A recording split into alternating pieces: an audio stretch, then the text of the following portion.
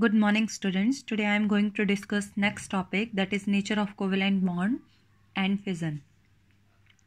दो तरीके से बेटा जो बॉन्ड है वो क्लीव होता है. एक होती है होमोलिटिक क्लीवेज, एक होती है हेटेरोलिटिक क्लीवेज. होमो means same, hetero means different.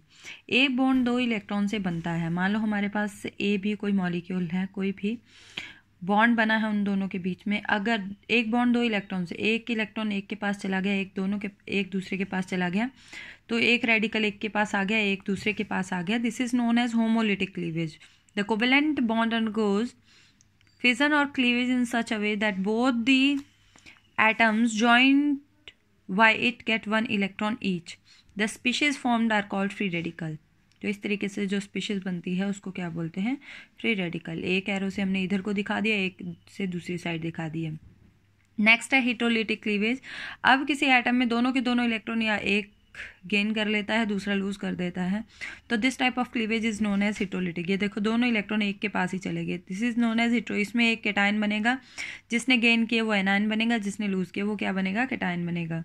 ठीक है. ए इज मोर इलेक्ट्रोनेगेटिव, इसलिए उसने दोनों के दोनों इलेक्ट्रॉन अपनी तरफ खींच लिए. अगर बी की तरफ जाते तो बी इज मोर इलेक्ट्रोनेगेटिव, उसने अपने दोनों के दोनों इलेक्ट्रॉन अपनी तरफ खींच लिए, इसीलिए उसके ऊपर कौन सा चार्ज आ रहा है? नेगेटिव. दूसरे के ऊपर कौन सा चार्ज आ रहा है? पॉजिटिव. नेक्स्ट है रिएक्शन इंटरमीडिएट. रिएक्शन इंटरमीडिएट कौन कौन से होते हैं? Carbocation, carbanion, free radical, carbenes, nitrenes. अब रिएक्शन इंटरमीडिएट होते क्या है? Under the influence of reacting attacking reagent a particular compound में अंडरगो आइदर होमोलिसिस और हेटेरोलिसिस. जिसके अटैक से कहते हैं कोई भी कंपाउंड या उसमें होमोलिसिस हो जाए या हेटेरोलिसिस हो जाए, उसको क्या बोलते हैं हम? Reaction intermediate. वो कौन कौन से टाइप के? कार्बोकेटाइन है, कार्बोएनाइन है, फ्री रेडिकल है, कार्बीन है, नाइट्रीन्स है. ठीक है. तो सबसे पहले बात करते हैं हम कार्बोकेटाइन की. Group of atom with positive charge. Group होगा एटम का जिस पे पॉजिटिव चार्ज होगा. Carbon atom having 6 electron in their valence shell after sharing. Carbon के पास 6 इलेक्ट्रॉन बच जाएंगे आफ्टर शेयरिंग वैलेंस शेल में. अब कार्बन ने क्लोरीन के साथ शेयरिंग कर ली. अब कार्बन के पास, ये जब कार्बोकेटाइन बना तो इसके पास कितने इलेक्ट्रॉन है? 6. होने कितने चाहिए? स्टेबल कब होगा? जब उसके पास 8 इलेक्ट्रॉन होंगे. तो उसके पास पॉसिबिलिटी है वो 2 इलेक्ट्रॉन गेन कर सकता है. Carbocation highly reactive in nature because they are electron deficient in nature. ठीक है. Via the heterolysis of CX bond of alkyl halide. Carbon पे पॉजिटिव चार्ज आ गया, क्लोरीन पे नेगेटिव. क्यों? क्लोरीन इज मोर इलेक्ट्रोनेगेटिव, उसने अपने इलेक्ट्रॉन ले लिए. अब यहाँ पे देखो जरा, ये प्रोटॉन की प्रेजेंस में इस कार्बन ने इस पे अटैक किया. क्यों किया? जब ये बॉन्ड यहाँ पे शिफ्ट हो गया, इस पे नेगेटिव चार्ज आया, तो जो ज़्यादा इलेक्ट्रोनेगेटिव उसने प्रोटॉन को अपनी तरफ खींच लिया. अब इसने आगे शिफ्ट किया था, इसने क्या बना दिया? कार्बोकेटाइन. क्या बना दिया? कार्बोकेटाइन. अब कार्बोकेटाइन का स्ट्रक्चर कैसा होता है? इस तरीके का स्ट्रक्चर होता है. अनहाइब्रिडाइज्ड 2p ऑर्बिटल वेकेंट होती है. ठीक है. देखो, the positively charge carbon atom in carbocation is sp2 hybridised. Carbocation में जो कार्बन एटम होता है वो sp2 हाइब्रिडाइज्ड होता है. sp2 hybridised orbital are involve in the formation of sigma bond. sp2 hybridised orbital sigma bond बनाती है with the orbital of other monovalent atom और ग्रुप. बाकी के जो अनदर मोनोवेलेंट एटम और ग्रुप्स हैं उनके साथ क्या बना लेती है? कौन सा बॉन्ड बना लेती है? Sigma bond. The unhybridised orbital has no electron in it. जो एक अनहाइब्रिडाइज्ड ऑर्बिटल बचती है, खाली ऑर्बिटल बचती है, उसके पास कोई भी इलेक्ट्रॉन नहीं होता है. The 3 hybridised orbital we in a plane with bond angle 120. ये एक ही प्लेन में होने के कारण इसके बीच में बॉन्ड एंगल कितना होता है? 120. Unhybridised orbital directed perpendicular to the plane with bond angle. The bond angle 120. Thus the carbocation has a plane structure. Carbocation का कैसा स्ट्रक्चर होता है? Plane structure. Hybridisation sp2. 2p जो ऑर्बिटल है वो अनहाइब्रिडाइज्ड है. ठीक है जी. तो ये बन गया types of carbocation. Carbocation 3 type के होते हैं, primary, secondary and tertiary. Which carbocation is more reactive in nature? A primary carbocation has at least 2 hydrogen atom attached to the positive carbon atom. secondary carbon के साथ only 2 hydrogen रह जाएंगे और tertiary के साथ एक भी हाइड्रोजन नहीं होगा. अब reactivity nature. Primary carbocation is highly reactive in nature than secondary and primary. Primary सबसे ज़्यादा रिएक्टिव होगा क्योंकि इसके पास सबसे ज़्यादा अल्फा हाइड्रोजन्स हैं. तो primary carbocation is highly reactive in nature than secondary is highly reactive than tertiary. Order of relative stability. अब इसमें से स्टेबल कौन सा होता है? टर्शरी, क्योंकि बल्कि और अल्काइल ग्रुप है जो वो कार्बोकेटाइन पे अटैक नहीं होने देंगे. किसका? न्यूक्लियोफाइल का. ये रीजन है. इसमें से टर्शरी सबसे ज़्यादा स्टेबल होता है, सेकेंडरी उससे कम, प्राइमरी सबसे कम. देखो रिएक्टिव ऑर्डर है, प्राइमरी सबसे ज़्यादा रिएक्टिव, सेकेंडरी उससे कम और टर्शरी सबसे कम, और जो रिएक्टिव स्टेबिलिटी ऑर्डर है, जो सबसे कम रिएक्टिव है वो सबसे ज़्यादा स्टेबल होगा।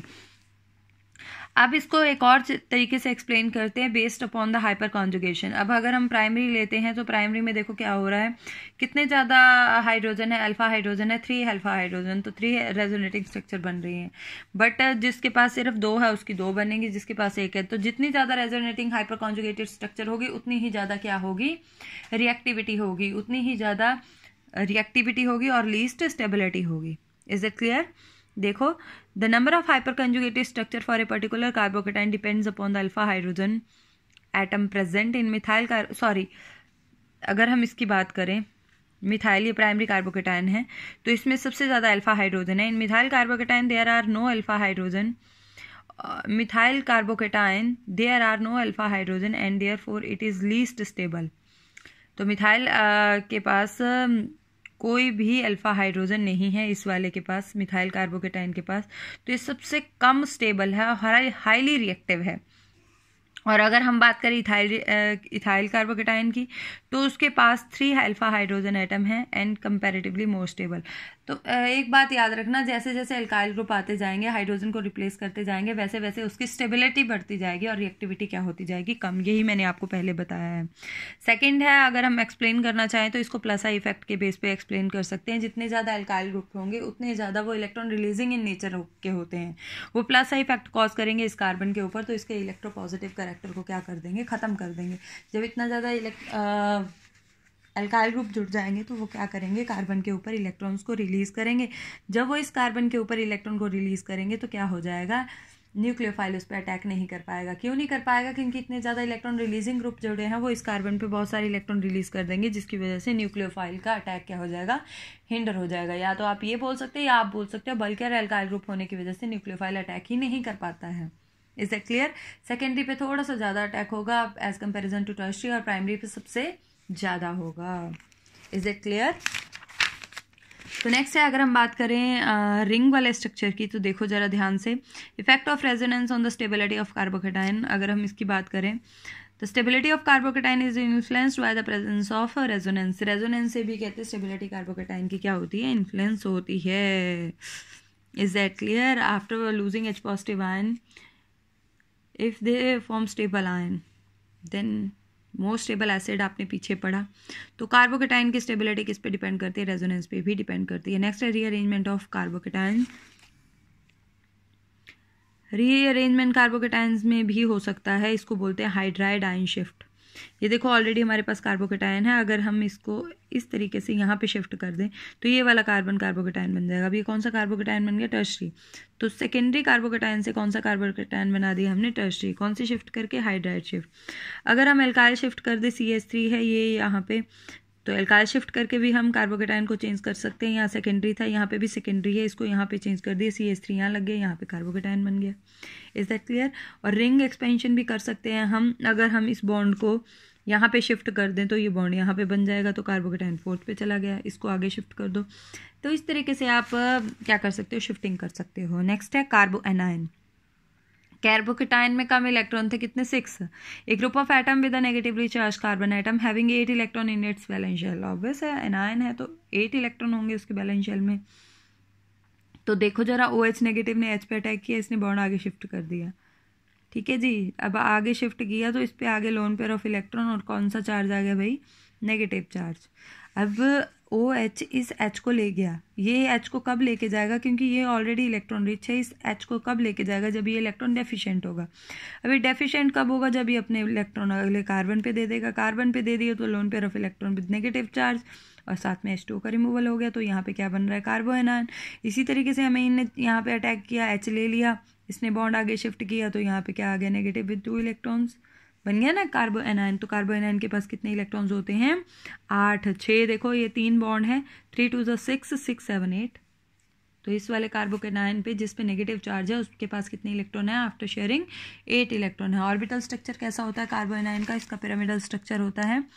sp3 हाइब्रिडाइजेशन होती है, expected to have tetrahedral geometry, but due to the presence of lone pair of electron their geometry get distorted and become pyramidal. 4th hybridized orbital has a lone pair of electron. जो 4th hybridized orbital है उसके पास lone pair of electron होते हैं। involved in the orbital overlap. It is responsible for the negative charge or carbanion and the distortion of its geometry. The actual shape of carbanion is pyramidal. तो इसमें reactivity का order उल्टा हो जाएगा. उसमें tertiary सबसे ज़्यादा स्टेबल था और प्राइमरी सबसे ज़्यादा रिएक्टिव था. अब यहाँ पे टर्शरी सबसे ज़्यादा रिएक्टिव है, सेकेंडरी उससे कम और प्राइमरी उससे कम, और स्टेबिलिटी ऑर्डर उल्टा हो जाएगा. प्राइमरी सबसे ज़्यादा स्टेबल, सेकेंडरी उससे कम और टर्शरी सबसे कम. एक चीज़ याद रख लो, स्टेबिलिटी याद रख लो, उसका रिवर्स ऑर्डर किसका होगा? रिएक्टिविटी का होगा. Next one is the explanation. अगर हम प्राइमरी कार्बोनाइन की बात करें तो देखो नेगेटिव चार्ज है, यहाँ पे प्लस का इफेक्ट है. एक ही मिथाइल ग्रुप नेगेटिव चार्ज बढ़ा रहा है, मतलब कार्बन पे ऑलरेडी इलेक्ट्रोनेगेटिव है, उस पर और इलेक्ट्रॉन डेंसिटी बढ़ रही है. तो सबसे ज़्यादा इलेक्ट्रॉन डेंसिटी किस पे बढ़ेगी? जिस पे ज़्यादा नेगेटिव चार्ज है, जिस पे ज़्यादा इलेक्ट्रॉन रिलीजिंग ग्रुप लगे हैं. तो सबसे ज़्यादा किस पे लगे हैं? टर्शरी वाले पे. 3 एल्काइल ग्रुप लगे हैं और 3 एल्काइल ग्रुप इस कार्बन पे क्या कर रहे हैं? इलेक्ट्रॉन रिलीज कर रहे हैं. जो एल्काइल ग्रुप होते हैं CH3 उसको R से रिप्रेजेंट कर सकते हैं हम, बट हम रिएक्शंस में R से नहीं रिप्रेजेंट करते, वो सिर्फ जनरल रिएक्शन में यूज़ करते हैं. तो R हम यहाँ पे सिर्फ बताने के लिए कर रहे हैं. R क्या होते हैं? Alkyl group. तो 3 एल्काइल ग्रुप लगे हैं, ये 3 इस कार्बन पे इलेक्ट्रॉन रिलीज कर रहे हैं, इसकी इलेक्ट्रॉन डेंसिटी और बढ़ गई तो न्यूक्लियोफाइल इजीली क्या कर पाएगा? सॉरी, इलेक्ट्रोफाइल इजीली इस पे क्या कर पाएगा? अटैक. तो tertiary is most reactive, least stable. Primary is least reactive, most stable. Is that clear? ठीक है जी. उसके बाद चलते हैं हम इसके ऊपर. फ्री रेडिकल्स क्या होते हैं?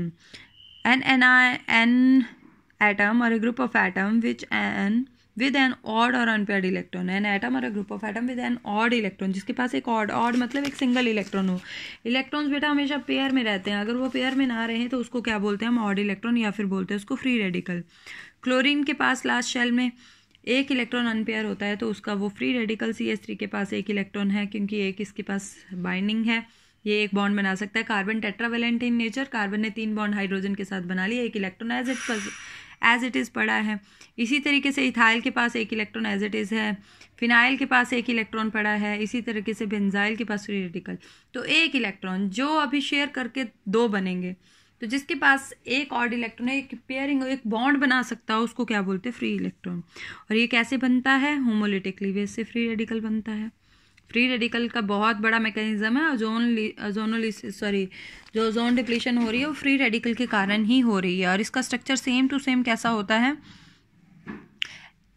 एंड कैटायन की तरह. कैसा होता है? कैटायन की तरह सेम. sp2 हाइब्रिडाइजेशन होती है, बॉन्ड एंगल 120 होता है, एक hybridise 2p orbital perpendicular present होती है. सेम कार्बोकेटाइन की तरह इसका स्ट्रक्चर होता है किसका? फ्री रेडिकल का. नेक्स्ट बात करें types of allyl free radical, तो प्राइमरी, सेकेंडरी और टर्शरी 3 प्रकार के होते हैं. ठीक है. अब इसमें सबसे ज़्यादा रिएक्टिव कौन सा होगा? प्राइमरी सबसे ज़्यादा रिएक्टिव, सेकेंडरी उससे कम और टर्शरी सबसे कम. सेम उसी का ऑर्डर है जैसे याद रखना कार्बोकेटायन और फ्री रेडिकल का रिएक्टिव और स्टेबिलिटी ऑर्डर सेम होता है. प्राइमरी सबसे ज़्यादा रिएक्टिव, सेकेंडरी उससे कम, टर्शरी सबसे कम, और टर्शरी सबसे ज़्यादा स्टेबल, सेकेंडरी उससे कम और प्राइमरी सबसे कम. सेम वही है, कॉन्जुगेशन का ही रीज़न है, सेम टू सेम कार्बोकेटाइन के ही रीज़न की तरह. नेक्स्ट अगर हम बात करें कार्बीन्स और नाइट्रीन्स की, तो natural divalent carbon intermediate in which carbon is covalently bonded to 2 monovalent atom or a group of atom and has also 2 non-bonding electron, for example CH2. मतलब 2 नॉन बॉन्डेड इलेक्ट्रॉन होंगे, 2 ने तो बॉन्ड बना रखा होगा. कार्बन के पास 4 electron होते हैं वैलेंस शेल में, 2 इसने बॉन्ड बना लिए, 2 इसके पास एज इट इज प्रेजेंट है, तो क्या बन गया? Methylene carbon. डाइक्लोरोइथेन, अगर हम क्लोरीन में सिर्फ 2 कार्बन सिर्फ 2 क्लोरीन के साथ बॉन्ड बनाता है, 2 इलेक्ट्रॉन एज इट इज पड़े हैं. Is it clear? तो ये था कार्बिन. मिथाइलिन कार्बिन कैसे बनता है? अगर हम डाइएजोमीथेन को रीअरेंज कर दें तो हमारे पास क्या बनता है, और हीट कर दें तो मिथाइलिन कार्बिन बनता है. नेक्स्ट है types of carbene. Carbene 2 type की होती है, सिंगलेट और triplet carbene. Singlet carbene, in the singlet carbene the carbon atom is sp2 hybridized. 2 of 3 sp2 hybridized orbital are utilized in forming 2 covalent bond. इसमें से 2 कहते क्या बना लेते हैं? कोवेलेंट बॉन्ड बना लेते हैं. 2 इलेक्ट्रॉन एक लोब में एज इट इज पड़े रहते हैं और अपोजिट स्पिन के साथ पड़े होते हैं. और इसका स्ट्रक्चर कैसा होता है? बेंट होता है. The methylene carbon singlet state is represented as CH2 and their electrons are opposite in nature. Triplet carbene में क्या होता है? In the triplet carbene the carbon atoms are involve in sp hybridisation. कौन सी hybridisation? sp. They form 2 sigma bond with hydrogen and bond angle कितना होता है? 180. और इसमें 2 इलेक्ट्रॉन अनहाइब्रिडाइज्ड ऑर्बिटल में प्रेजेंट होते हैं बट पैरेलल स्पिन के साथ. अब रिलेटिव स्टेबिलिटी की अगर बात करें तो हम कह सकते हैं कि जो sp2 हाइब्रिडाइज्ड ऑर्बिटल है बट एक्चुअली जो a carbon electron deficient species since it has a 6 electron in all. It is therefore reactive in nature. Normally a singlet carbon appears to be more stable than the triplet carbon because unshared electron pair is present in sp2 hybridize. होना क्या चाहिए? तो singlet ज़्यादा stable होनी चाहिए triplet से, but actual में होता क्या है? लेस स्टेबल होती है ट्रिपलेट कार्बन से. ऐसा क्यों? क्योंकि electron occupy different orbital in electronic repulsion is less. क्योंकि ट्रिपलेट कार्बन में इलेक्ट्रॉन डिफरेंट लोब में प्रेजेंट होते हैं, पैरेलल स्पिन के साथ होते हैं, तो उसमें रिपल्शन क्या होती है? कम होती है then singlet carbon in which both the electron are present in the same orbital. क्योंकि इसमें इलेक्ट्रॉन सेम ऑर्बिटल में प्रेजेंट होते हैं और उनमें रिपल्शन ज़्यादा होती है, इसीलिए जो सिंगलेट है वो कम स्टेबल होते हैं, कम रिएक्टिव होते हैं, ट्रिपलेट ज़्यादा रिएक्टिव होते हैं. नेक्स्ट बात करते हैं नाइट्रीन्स की. And nitrenes are the reaction intermediate neutral in nature in which the nitrogen atom with the 2 lone pair of electron is bonded to a monovalent atom और ग्रुप ऑफ एटम. तो ये है नाइट्रीन की formation. इस तरीके से आपने बनाना है. बॉन्ड चेंजेस हो रही हैं, हीट करेंगे तो क्या बन जाएगी? नाइट्रीन. नेक्स्ट है टाइप्स ऑफ अटैकिंग रिएजेंट. 2 तरीके के अटैकिंग रिएजेंट होते हैं. एक होते हैं न्यूक्लियोफाइल, एक होते हैं इलेक्ट्रोफाइल. एक होते हैं फ्री रेडिकल्स भी होते हैं. फ्री रेडिकल जिनके पास ऑड इलेक्ट्रॉन होता है. इलेक्ट्रोफाइल क्या होते हैं? Electron electron deficient species. ठीक है, उसके पास इलेक्ट्रॉन कम होते हैं, मतलब ये इलेक्ट्रॉन को प्यार करते हैं. जब अपने पास कम है तो ऑब्वियस है उसी चीज़ को प्यार करेंगे जो अपने पास कम होगी. तो electrophiles are electron deficient species with positive charge. या लोन पेयर ऑफ इलेक्ट्रॉन होंगे या न्यूट्रल स्पीशीज होगी. ठीक है, लोन पेयर ऑफ इलेक्ट्रॉन नहीं होंगे, न्यूट्रल स्पीशीज होगी या पॉजिटिव चार्ज होगा, उसको हम क्या बोलते हैं? इलेक्ट्रोफाइल. तो electron deficient species with positive charge और neutral are called electrophile. Example दे रखी है. न्यूक्लियोफाइल इलेक्ट्रॉन रिच स्पीशीज होती है विद नेगेटिव चार्ज और लोन पेयर ऑफ इलेक्ट्रॉन.